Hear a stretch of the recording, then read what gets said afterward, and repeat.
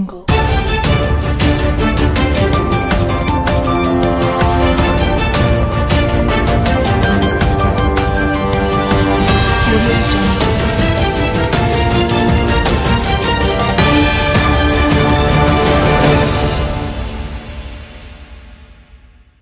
जिल्ह्यामध्ये 10 विधानसभा मतदारसंघातील मतदानाची प्रक्रिया संध्याकाळी 6 वाजता आता संपलेली आहे। काही तुरळक अपवाद वगळता ज्या ठिकाणी लोक 6 पूर्वी रांगेमध्ये उभे होते त्यांची मतदान प्रक्रिया सुरू आहे, ती लवकरच संपेल।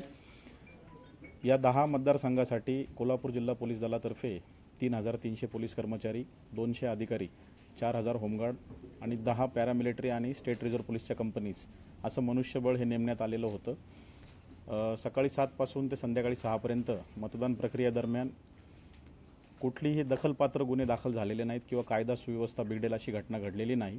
किरकोळ बूथवरील किंवा बूथ केंद्राच्या बाहेरील जो वाद वगळता कुठलीही मोठी घटना जिल्ह्यामध्ये या प्रक्रियेमध्ये घडलेली नाही। सकाळी 3 ठिकाणी बूथमधील मतदान करण्याचा व्हिडिओ सोशल मीडियावर प्रसारित केलेल्या व्यक्तींविरुद्ध एक गुन्हा आता दाखल झालेला आहे शाहूवाडी पोलीस स्टेशनला। 2 गुन्हे उर्वरित दाखल करण्याची प्रक्रिया सुरू आहे।